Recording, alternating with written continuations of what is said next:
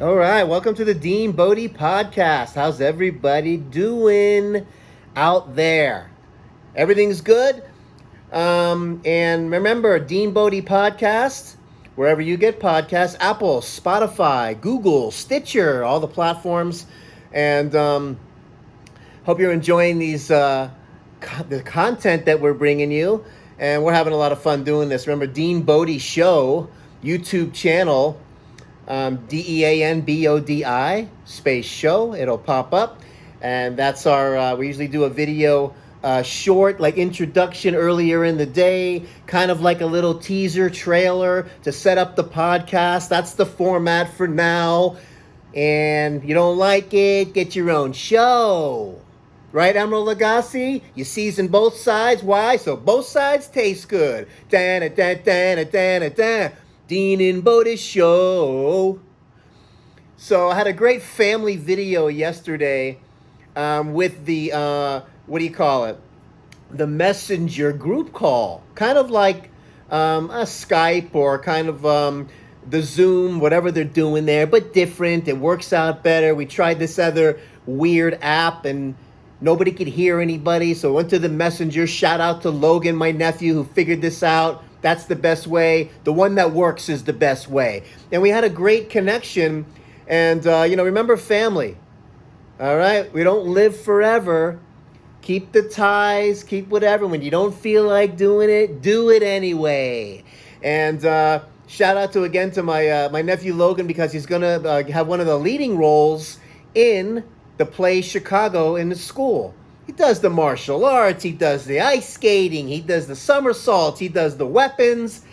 And oh, by the way, Bodie's Japanese, all right? Bodie's 90% of the Dean Bodie Show. I'm 10%, and I live in Bodie's house. Boom. Bodie is the greatest. And we have our own little martial arts that we do over here. She's Japanese. She was born a black belt. Shiba Kung Fu. I do what you call crouching lizard, okay? A crouching lizard with a little bit of Kung Fu, not the panda, but we do the tree frog. The Kung Fu tree frog and the crouching lizard. Let me demonstrate.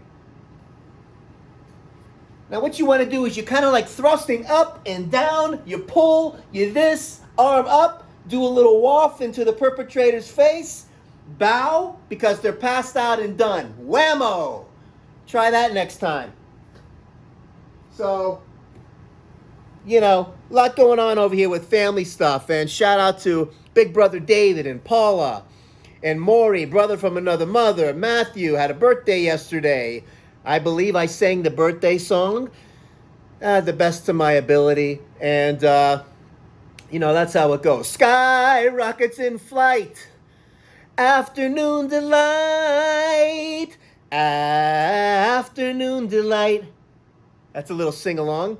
And so today, I wanted to get into a little more of the story. Yesterday, I tapped into the anxiety, depression, depersonalization, derealization that I've dealt with for over 25 years. And I want to just take you on a little road trip. We're going to break this up into pieces because, it's pretty intense. And I want to be here for you if you are dealing with that, especially in the world we live in now. Let me get a little situated here. Because we know how to deal with it, right? And once you kind of recognize what's going on, you cope a little bit better, right? We're here going to help each other out, and we get knowledge from experiences. And that's, who you learn from the most. You gone through it 100 times. I have personally, over 25 years, probably have gone through it thousands of times. It got to the point where I would go out, I would wake up, and it wouldn't be the day after with the hangover, but the one after that is when the visual haziness would hit me. And I got it to so precise that I would be counting the days, how long it took. I would map this for years. I would be playing this kind of equation to cope, to see how much I had to go. Some would last 14 days. some 30 days, some down to 7. And I tell you, I look forward to the ones that were 7. But when you don't really know, you're like, is this going to be a 7-day one? Or is this going to be a 30-day? Or did I really screw up again?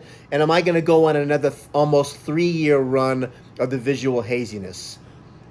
Because you're figuring it out. You don't really know how to handle it. At the same time, you're in denial. You don't want to think anything's wrong. You want to be able to, quote unquote, go out, be normal, socialize, single life kind of thing, and not have to deal with this craziness, So it's really a wild ride.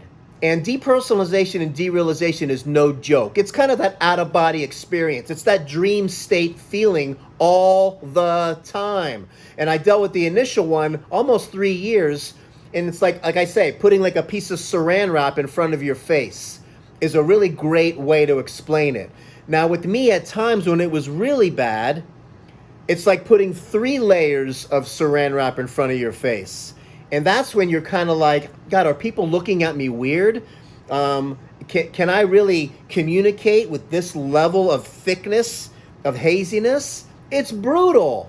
But, after going through it for so long and so many thousands of episodes, some worse than others, going through all the specialists and all the doctors and all of the MRI of the brain and the eye, ear, nose, and throat specialist and the holistic doctors are all across the board. Nobody found anything. Nothing changed it. Even a serious cleanse where I lost a ton of weight and cleansed out as much as you can cleanse out. Glucose tolerance tests and all of these things. Because I wanted to find the answers. And sometimes the answer is just between your ears, and you have to learn how to just grind, keep living your life like normal, and that fight or flight mechanism, like that cogwheel that's stuck, will unlock. How long is it going to take? It takes how long it takes. That's the real answer. You're not going to have the perfect formula. Most people want these perfect formulas. How long is it going to take to heal? How long am I going to be diabetic? How long am I going to have to live like this? Do I have to give up all my favorite foods for how long? These are the things that we don't have all the answers to. But know when you put your body in the proper environment, clean eating, stay away from the booze, and stay away from the drugs, and all of that across the board, all the sugary stuff, all the cranking up the caffeine and the energy drinks and all that. And you might be looking for that patch-up formula to get you back on track, because when you have that moment of like, let's say when you're depressed, the mood is way down. It's like you flip the breaker switch off. The lights are very dim, and you're looking for that energy boost because you don't feel like doing anything. You don't feel like leaving the house. You don't feel like going anywhere, socializing or nothing. And you can get stuck. I've been stuck in the house where this is before you can order Uber Eats or whatever. I'm like, I got to get myself out of here so I can go get a sandwich or do a little bit of shopping or something. Otherwise, I'm going to be in big trouble. And I got to that point where you're walking out, you're just afraid of the whole environment, but you plow through it somehow. And, and I bet you there's levels that were way worse than mine and levels that are not so bad and all the in-betweens. But the mechanism is basically the same, and how you handle it is basically the same. So don't get focused on how long it's going to take, but putting your body in an environment so it can heal. Stay away from all the poisons and eat clean, and get your body dialed in, because that chemistry needs to balance out. That cogwheel needs to unlock. That fight or flight needs to unlock. So along with the cleanness of your day-to-day and living your life as normal, going to work, hitting the gym, whatever, and not giving it too much energy, it will come together, and then the breaker switch will go back on. The cogwheel will unlock, and that body chemistry will balance, so you can be like, wow, it took a year, but it's gone. What does that mean? Doesn't mean like the next one's going to take a year. It means that you know how to handle it now, and you'll be able to fix itself you'll be able to fix the situation by doing the same thing again. And it will shorten the duration of it each time, and you'll map it out however you have to map it out. So hoping this helps. But I wanted to take you on a little bit of a road trip. When I was going back to school, when I had my nervous breakdown, searching for the answers, the road trip was wild. I had a friend of mine, Tomcat, at the time. We were roommates, and I didn't even want to talk to him about it. And he came out to go to Georgia with me from Florida so I could re-register for school, get myself back on track. And I didn't even like bring it up really, because I didn't want to act like things were not going well. I wanted to try to enjoy myself and all, but it was pretty brutal keeping that under wraps. We went through the process. I did get re-registered. We went back to Florida, and then I planned my life all over again and made that road trip back. And let me tell you, going back to school, getting involved in that with that situation and that visual haziness, that depersonalization, derealization, and the anxiety and the depression, it really kept me busy. But still, that it hung on for over 2 years, even with all that going on. That's how intense this is, all right? And I'm here to tell you, you're going to be fine. Keep grinding through it. Keep your body in an environment so it can fix itself. I had to learn that the hard way. No patch-up care with the booze and all that. It's not going to get you down the road. You might feel a little bit better temporarily, but no recommendation here with that. As far as what I've been through, I've tried all of the other and the patch-up care because you want to be normal and you think you need to go out with your friends and all this other stuff. Just focus on yourself. Focus on getting your body balanced out, because the main objective needs to be, you need to know how to figure it out so you can fix it and you can put your life back into perspective. Otherwise, you don't really know. You're just playing this in and out, this patch-up care, and you're never going to get into what I guess we could call the clearing, with the clear head again and that fogginess lifting up, and where you feel like you're normal again. You got to know how to get to that point so you don't live with that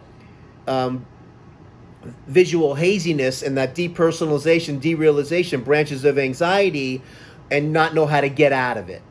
Okay? You can do it. Just basically do what I'm telling you. Okay? That's the way to get it done. Exercise, huge. Some good cardio is good because you're giving that adrenaline a place to release. All that trapped adrenaline, man, it needs somewhere to go, right? So do something. Get on the bike, exercise bike or the elliptical, or go pump on your bike around the neighborhood.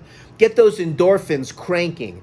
The amount of medication that you can pump through your body when you get those endorphins going from exercise is worth billions of dollars. You could not even put that into a pill form. Impossible with what your body already has inside it. So use that so you can get to where you have the answers from what your body can do without the other kinds of things where medication do the patch-up care and you never really cross over naturally. And you stay on these things for the rest of your life, and it's not good. Because coming off this stuff and the withdrawals, I've been through the withdrawals like on Xanax and things like that, it's wicked! Wicked. You think you're dying.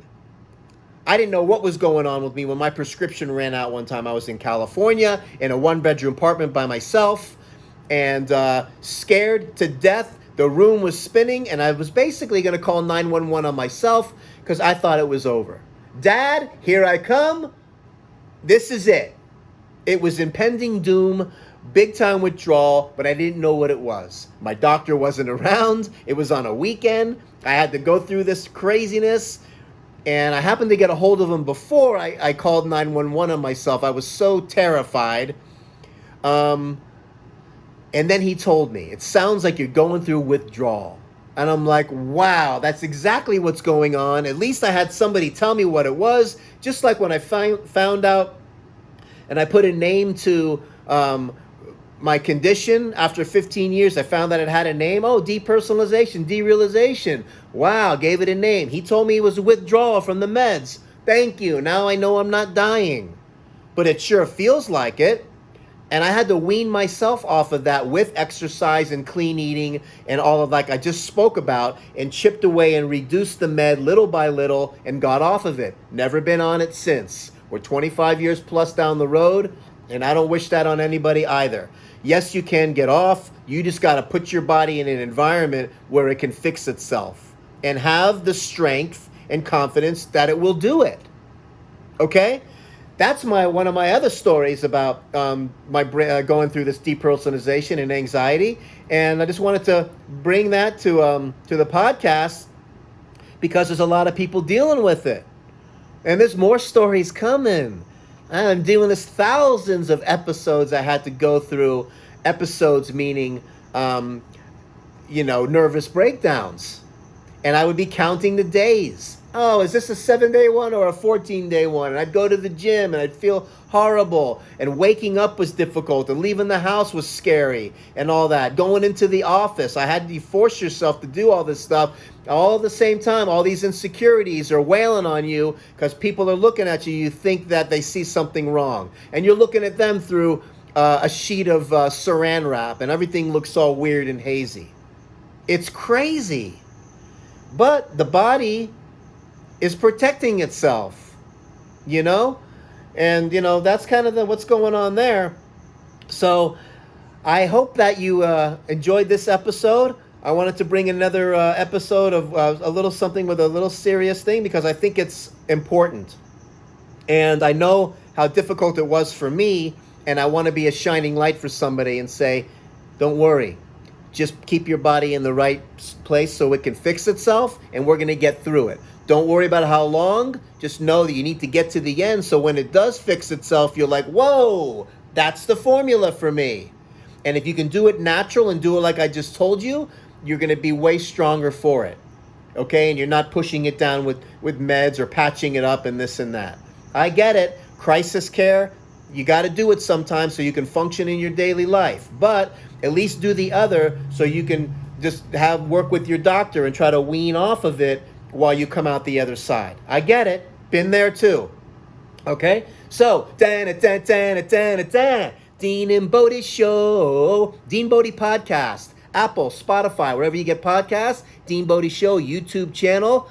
Have an awesome day. And we're going to be talking to you tomorrow because remember, we do these daily, not weekly and monthly. Why? Because life is daily. What did he say? He said life is daily, Millie. Okay. Have an awesome day. Talk to you tomorrow. Take care.